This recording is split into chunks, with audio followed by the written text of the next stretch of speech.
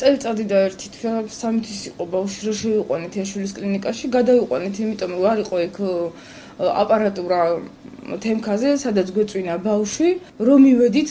ბავშვი მდგომარეობიდან გამოსული იყო უკვე, იმიტომ რომ იქ ჩაუტარდა რაც საჭირო იყო, რომ იტყვეს შიშველი ხელებით და წამლებით გამოიყვანეს ბავშვი მდგომარეობიდან, უკვე რომ შევიყვანეთ იაშვილის კლინიკაში, ბავშვი იმ წუთში კი იყო მდგომარეობიდან გამოსული, მაგრამ ფაქტია, რომ ჰქონდა სუნთქვის პრობლემა.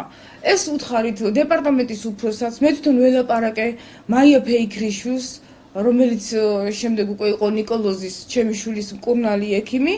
ჯერ მისი აგდებული ლაპარაკი, რომ იქ არ მაინტერესებდა რა ხდებოდა, როგორ კლინიკიდან კლინიკაში პაციენტს იღებ, ელემენტარულად, დაინტერესდა, ხო, ამით. შემდეგ დაველაპარაკეთ გია ბიბილაშვილის დეპარტამენტის უფროს და ზუსტად ესეთი პასუხი გაგვცა. ამბავს სარეანიმაციო რა ჭირს, ასე გვიფრია და გადაღებული ყველაფერი, სურათები, კარდიოგრამა, ფილტვები, აბსოლუტურად ყველაფერი და გითხრა, ამბავს სარეანიმაციო არაფერი არ ჭირს, ბავშვი იყო კონტაქტური, ყველაფერი. თურმე არავითარი ზომებიც არ მიიღო რეანიმაციაში, ჩვენ დიდხანს არ ამგვაჩერდა, კი და მოგვიწყეს იქ დაკითხვა.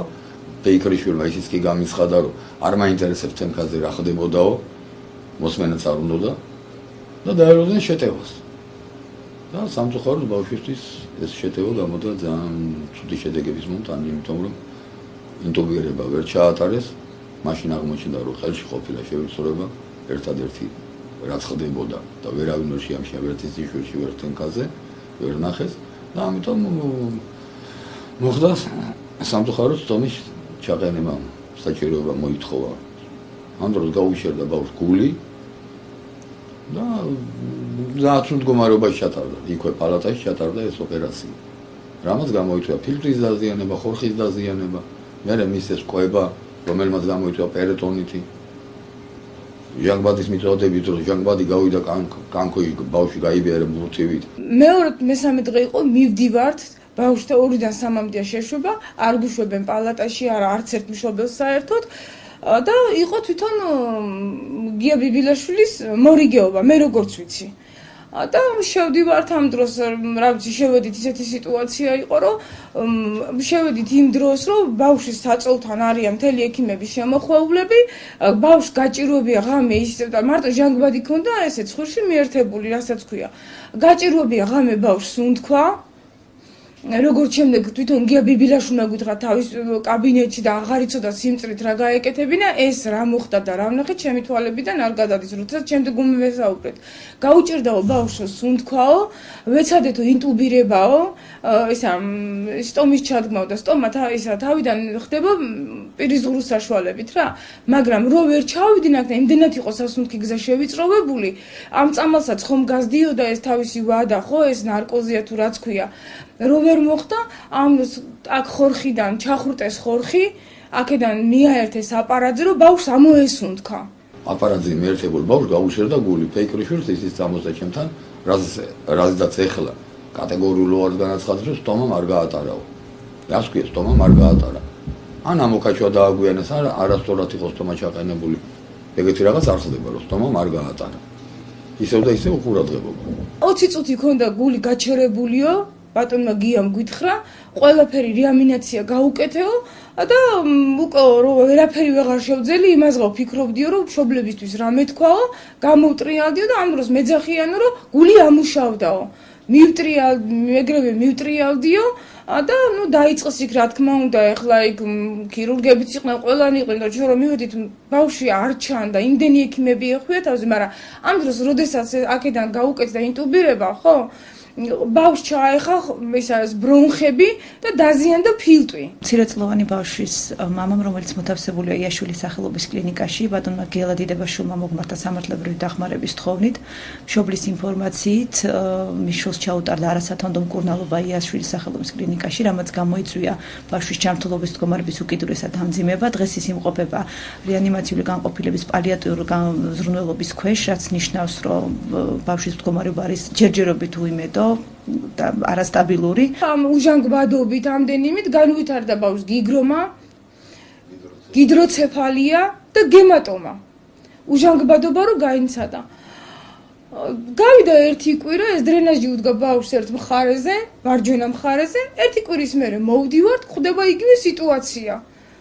ხედავთ ბავშვს მეორე ფილტვია გახვრეტილი და მეორე მხარეს უდგა დრენაჟი. ვკითხულობთ რა მოხდა და მის მკურნალ ექიმს ესეთი ანელიულებულები რო გნახა ლაპარაკში გითხრა რომ სტომა არ გაატარაო. ნებისმიერი ექიმი, ნებისმიერი კლინიკის ექიმი მე ამაში დამეთანხმება, რომ აპარატზე მიერთებულ ბავშვს იმ დროს უჩერდება გული, როცა აპარატზეა მიერთებული, ის აკონტროლებს სატურაციას და წნევას. როდესაც ბავშვს სტომა აქვს ჩადგმული და იქიდან ეს ბავშვები ხო ვერ ყლაპავენ არა? უნდა ამოქაჩოს სანაციის გაკეთება. დაუგვიანდა სანაცია, ან ეს სტომა არასწორად იყო გაკეთებული, მე ხელს ვერ გავიშვერებ სტომა მიწუჩი ვინ ჩაუყენა, იმიტომ რომ ეგ არ ვიცი, მაგრამ ფაქტია, რომ ან ამოქაჩვა დააგვიანდათ, ამ იმის ბავშვს დაეცო ბრონხებზე, გაუჩერდა გული, სანამ ეს გამოუცვალეს, სანამ ახრიდან ჩადგეს, დაუზიანდა უკვე მარცხენა ფილტვი. აღნიშნულში სადანაშაულებს იაშვილის სახელობის კლინიკის რეანიმაციული განყოფილების ხელმძღვანელს ბატონ ბიბილაშვილს, რომელმაც როდესაც შემოხდა 2014 წლის 26 მარტს ბავშვის შეყვანა რიანომობილით იაშვილის სახელობის კლინიკაში, აუცილებელი იყო როგორც მშობელი განმარტავს მისი მისი ინტუბაცია, რაც ნიშნავს, რომ სასუნთქ აპარატზე შეერთება, რაც არ განხორციელდა რამოდენიმე დღის განმავლობაში, ის განხორციელდება დაგვიანებით. აპარატი რომელიც ედგა და სუნთქვებს მიაწოდებდა, ჩემ მეუღლემ შემოიყვანა და დააყენა, რომ ბავშვს არასწორი ჩასუნთქვები მიეწოდებოდა აპარატიდან. შეაცვლებინა ჩემი უღლემ აპარატი, რა თქმა უნდა, მე თქვეს, რომ იმიტომ რომ ჩვენ არაფერი გვეთქვა და ის და აი ეს ახალი აპარატი, რომელიც შეუცვალეს, მეორე დღეს ისეთი პასუხი ამოვიდა, ეს პH-ის ანალიზი ხო კეთდება და იმით არეგულირებენ ამ აპარატის ჟანგბადის მიწოდებას. ისეთი პასუხები ამოვიდა, რომ ბავშვს იმდენი ჟანგბადი კი რა, საერთოდ ფაქტიურად არ ჭირდებოდა ის პროცენტი. და თვითონაც თულმე გაოგნებულები არიან, რომ დაიწყო ეს, მაგრამ ზედაწილი იყო დარჩენილი. ადგან ბატონმა გიამ გადაიყვანა ბავშვი მარტო ჟანგბადზე, გამოურთო აპარატი და ეს ცხვრში რო ჟანგბადი და ბალონი დატოვა იმაზე. ცხვრში არა სტომაზე. ხო, სტომაზე, ერთ სიტყვით ჟანგბადზე დატოვა მარტო, რა აპარატი იყო საერთოდ გამორთული. ავედით და სუნთქავდა ნაწილობრივ თავისით. ამ დროს ავედით აპარატი გამორთულია, რო ვიკითხეთ, ესე ბავშვს წამოუსვლია თავისი სუნთქვები, მაგრამ დატოვა 24 საათი. ამ დროს როცა უნდა ევარჯიშებინე, იმიტომ რომ ზედაწილი იყო დარჩენილი, ხო? მიატოვა ბავშვი, ესე 24 საათი, მე გადააბრალეს მორიგე ექიმს. ჩვენ მიმართეთ ჯანდაცვის მინისტრს ბატონ დავით სერგეენკოს და მოვითხოვეთ სპეციალური კომისიის შექმნა, რათა შესწავლილიყო ის ფაქტები, რომლითაც მშობლები საუბრობენ და კერძოდ თუ გამოიკვეთებოდა ექიმების ბრალეულობის საკითხი, შესაბამისი საექიმო ლიცენზიას შეჩერებას ან ჩამორთმევის საკითხი განხილულიყო, მაგრამ სამწუხაროდ ჯანდაცვის სამინისტროდან 1 აპრილს შეტანილ განცხადებაზე დღემდე პასუხი არ მიგვიღია. ძალიან მძიმე სიტუაცია. მე არაფერში არ ვენდობი უკვე ისეთი შეშინებული ვარ და მე ყველას ვთხოვ, ყველა ტელევიზიას, ჯანდაცვის სამინისტროდან დაწყებული, სერგეენკოდან დაწყებული, აბსოლუტურად ყველგან, ყველა ტელევიზიაში დამიბარო, მეც, ჩემი მეუღლეც, თვითონ ბატონი გია ბიბილაშვილი, ვანიკო ჩხაიძე, მაია ფეიქრიშვილი, მე აი ამ სამ ადამიანს ვწერთ, რომ ვანო ჩხაიძესთან რამდენჯერაც ავედით ხოვნით, რეაგირება არაფერი არ ყოფ, რაღაცას გებოდიალებიან, არც გაცდიან ლაპარაკს, შეხარ დამნაშავე და რაღაც შეკამათება ხდება, იმ წუთში პატრულს ვნახე, მე რამდენჯერ დახეთქებული ვარი და ტვინის შერყავა მაქვს მიღებული. ამ დროს არც პატრულს იძახებე, არც კრიმინალურ და რა, კამერები იმას აფიქსირებს და იმას არ აფიქსირებს. ყველა კამერას მოვითხოვ აბსოლუტურად შეყვანის დღიდან, ყველა ტელევიზიას მიმართავ. სადაც უნდა, რომელ სატელევიზიო სივრცე იქნება თუ რაც იქნება, კი ბატონო, მივალთ მე და ჩემი მეუღლე, ისევ თავიანთი დაწერილი ფორმა ასებით, თავიანთი გაკეთებ, როგორი შევიყვანე ბავშვი და დღეს ბავშვი ინვალიდობის საბუთით მიწევს იქ, რომელიც მთელი ცხოვრება უნდა ქონდეს თუ გადაურჩა მაგათ, იმიტომ რომ იმდეს ებრძვის, უკვე ეგ ბავშვი ებრძვის მაგათ.